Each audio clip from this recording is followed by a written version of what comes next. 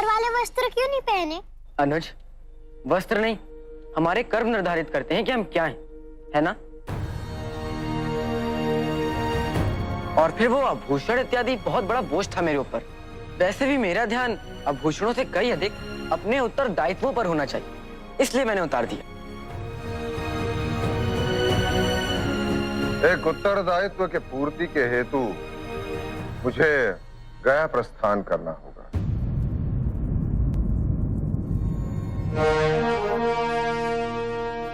पितृपक्ष पूजा का समय निकट आ रहा है। अवश्य। रानी नूर, आपका स्वास्थ्य कैसा है? इतना व्यस्त होने के बाद भी हमारी उपस्थिति और अनुपस्थिति का ध्यान है आपको। निश्चिंत रहें सम्राट, हम ठीक हो जाएंगे।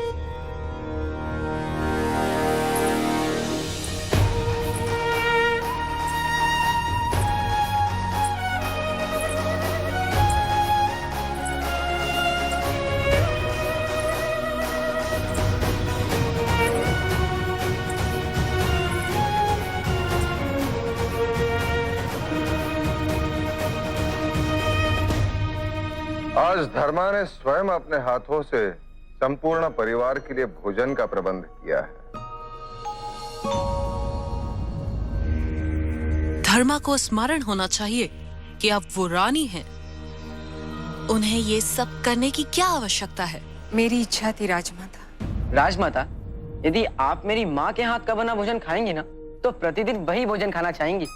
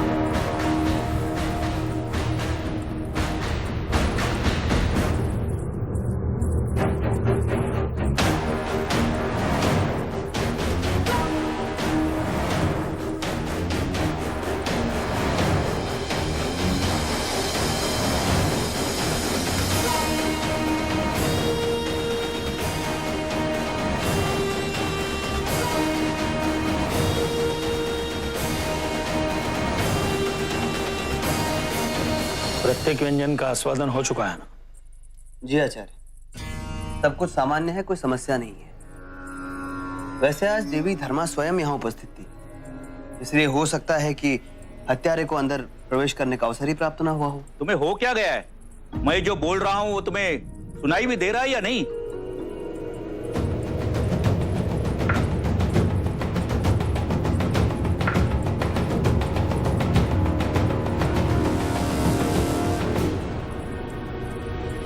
ईश्वरी के पग में विष चुभोया गया है। ये विष इतना प्रभावक होता है कि मस्तिष्क को स्तब्ध कर देता है।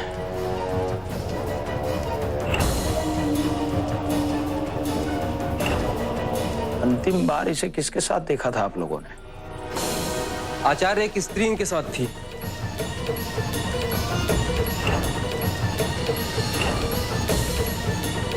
ठीक है, ले जाओ इसे, जाओ। हे ईश्वर, आचार्य वही स्त्री तो अशोक के लिए खीर लेके गई है। माँ, इतने दिनों पश्चात आपके हाथ से बनी खीर खाने का सौभाग्य मिला है, इसलिए मैं चाहता हूँ कि आप स्वयं अपने हाथों से इसे खिलाएं।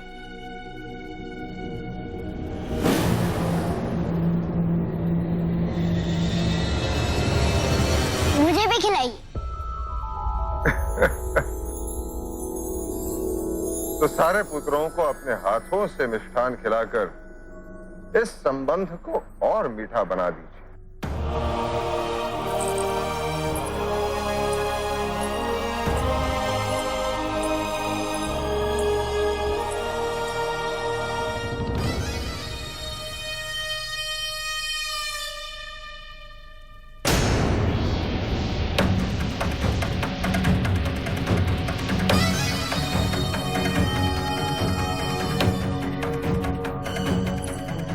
अद्भुत।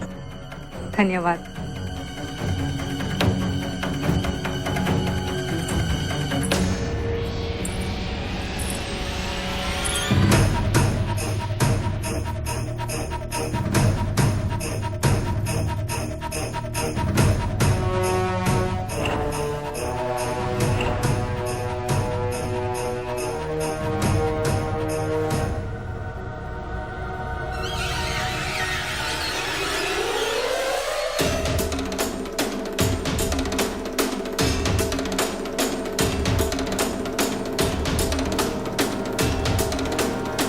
रुक जाइए देवी धर्मा।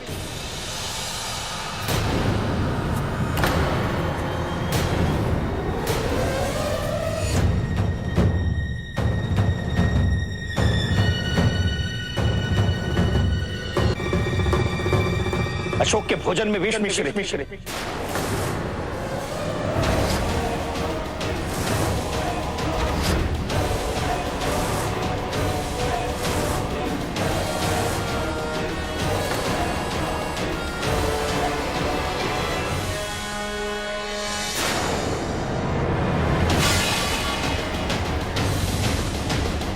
विष विष? हे ईश्वर,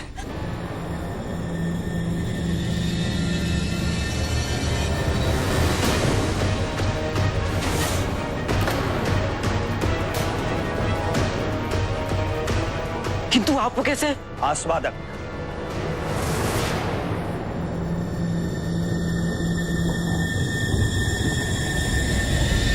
नहीं, ये नहीं हो सकता।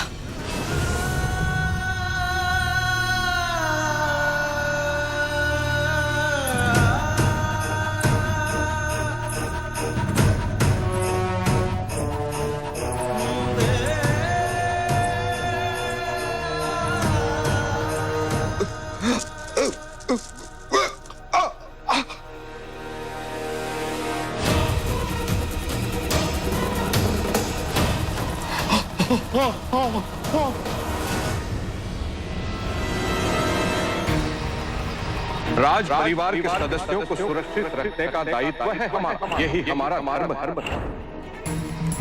आचार्य, मैंने इसे आम्ररस तो पिला दिया है, किंतु कुछ हो नहीं रहा।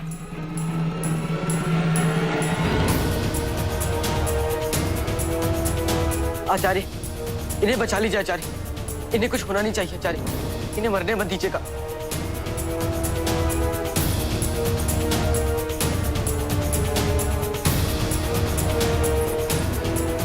ये लीजिए लोभा, संभवतः इससे कुछ लाभ हो।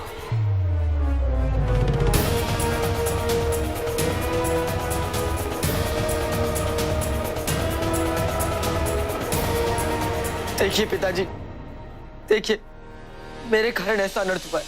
मेरे कारण जो विष मेरे लिए आया था, वो मैंने कहा था कि ये प्रथा रोकनी चाहिए थी ये प्रथा। चिंता मत करो पुत्र, सब प्रयास कर रहे हैं।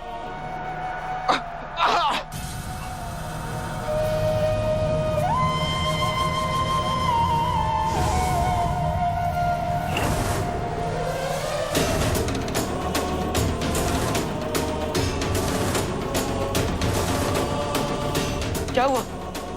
आप लोग रुक क्यों गए? बताइए।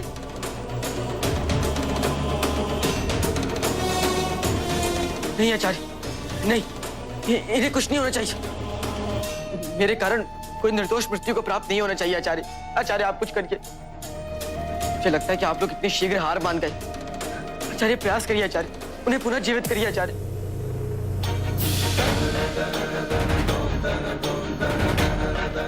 माँ सब जानते हैं कि आपके हाथों में जादू। जब आप मगध सम्राट को मृत्यु के मुख से निकाल सकती हैं, तो इनके प्राणों की भी रक्षा कर सकती हैं माँ। सोचिए अगर मैं इनके स्थान पर होता तो क्या आप मेरे लिए कुछ नहीं करती?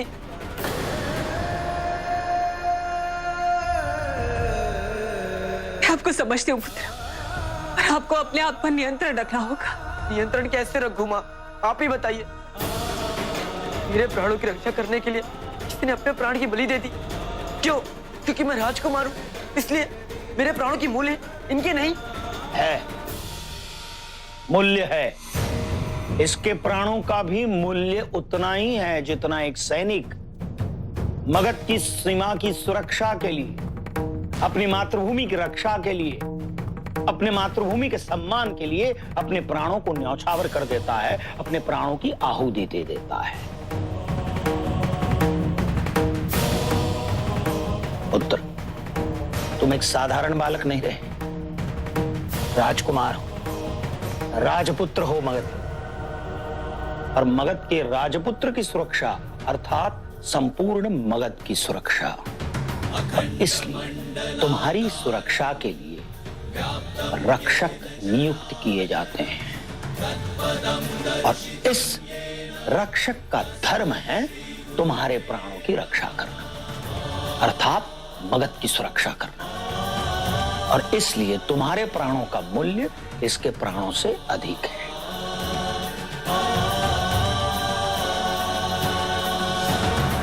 मेरी मातृभूमि के लिए मेरे प्राण इनके प्राणों से कहीं अधिक मूल्यवान है। पर अस्वादा की माता, उनके लिए किसके प्राण अधिक मूल्यवान है? जो आप मुझे समझा रहे हैं, क्या आप अस्वादा की माता को समझा सकेंगे? उनकी माता से कह सकेंगे कि आपके पुत्र के प्राण किसी और के पुत्र के प्राणों से कम मूल्यवान है? रणभूमि में योद्धा अपनी रक्षा करने के लिए शस्त्र ले जाते हैं, पर ये नहीं आचार्य, ये उचित नहीं है। प्रत्येक जीवन का मूल्य है और समान मूल्य है। हम चाहे जो भी तर्क दे ले, पर सत्य यही है। आज मेरे हाथ एक निर्दोष के रक्त से रंग गए। आज मेरे कारण एक मां से उसका पुत्र छिन गया।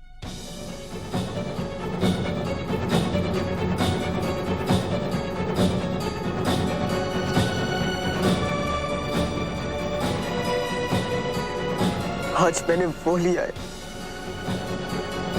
जो मैं लौटा नहीं सकता।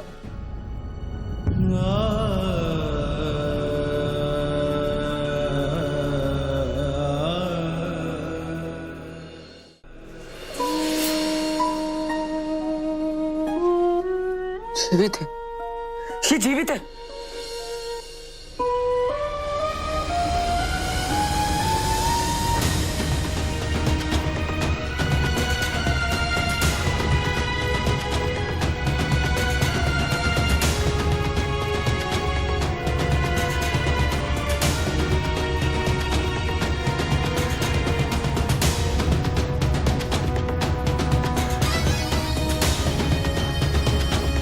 आपकी करुणा और आपके पवित्र मन को ईश्वर ने सुन लिया पुत्र। ये ठीक हो जाएगा।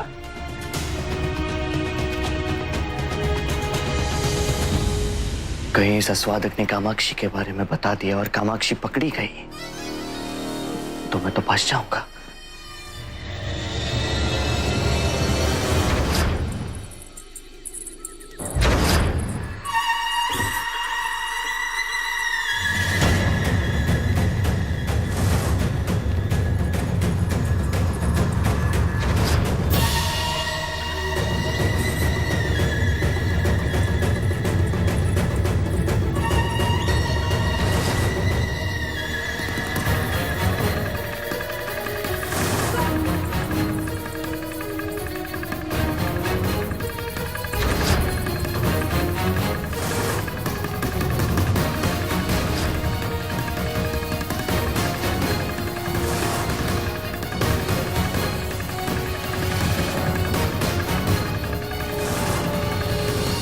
यदि आज आपको कुछ हो जाता, मैं अपने आप को क्षमा नहीं कर पाता। यदि आप जैसे राजकुमार के लिए आज मेरे प्राण चले भी जाते तो मेरा जीवन सार्थक हो जाता। आपके जीवन की सार्थकता प्राण देने के लिए नहीं, तो मगध की सेवा करने के लिए। और इसलिए आज से मैं आपको आस्वादक के दायित्व से मुक्त करता हूं।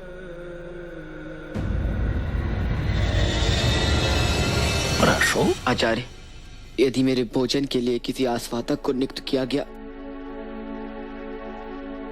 तो मेरे लिए भोजन ग्रहण करना असंभव हो जाएगा। ये सोचकर कि इस भोजन को मुझ तक पहुंचने के लिए किसी के प्राण दांव पर लगाए गए थे, मैं ऐसे जीवित नहीं रहना चाहता हूं आचार्य। एक राजकुमार को भावुकता से विलग होकर सोचना होता है पुत्र।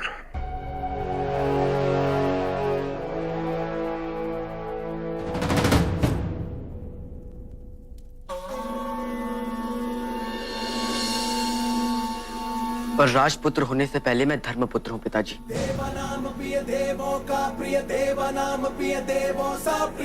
मैंने मां से एक बार पूछा था, जब भी चुनाव तो उचित में करना, तो उसे चुनो जिसे आपका हृदय कहता हो। हृदय के निर्णय अंतरात्मा के निर्णय होते हैं। आज पहली बार ऐसी स्थिति उत्पन्न हुई और आज मैं अपने अंतर्मन की पुकार सुन रहा हूं। मैं आपसे सहमत हूँ अशोक। मैं भी नहीं चाहती मेरे लिए कभी कोई आस्वादक नियुक्त किया जाए। किंतु राज परिवार की सुरक्षा व्यवस्था का क्या? यदि सुरक्षा व्यवस्था पहले से ऐसी कर दी जाए कि किसी को भोजन में विष मिलाने का अवसर ही ना मिले तो? किंतु यह विष मिलाने का दुस्साहस किसने किया है आचार्य? कोई आंतरिक शत्रु ही है सम्राट, या कोई बाहरी शत्रु भी?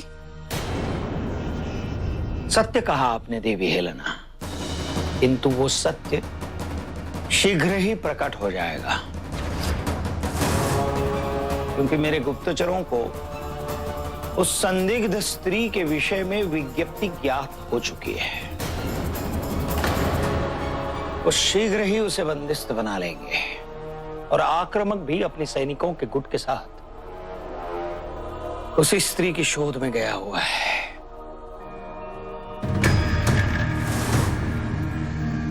क्षमा कीजिए आचार्य,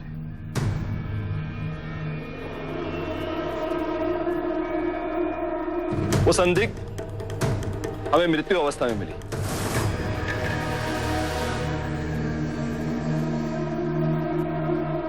ऐसा प्रतीत होता है जैसे उसे उसी के सांप ने डस लिया हो।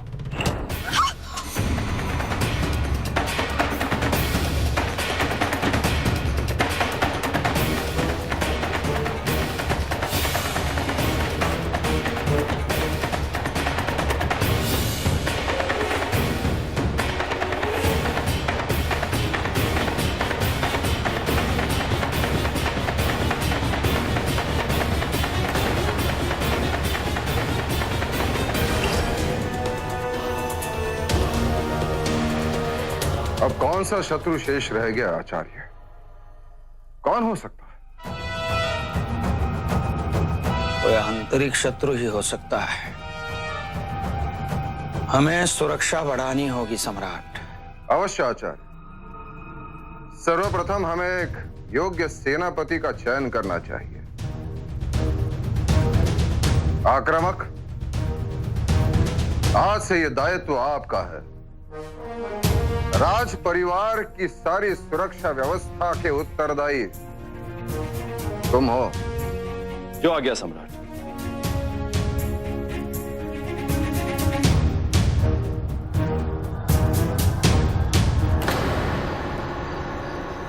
तुमने ये नहीं किया? हम ऐसा कुछ नहीं करेंगे जिससे हमारे श्यामा के सामने कोई भी खतरा उत्पन्न हो। यदि तुमने नहीं किया और मैंने नहीं किया, फिर किसने किया?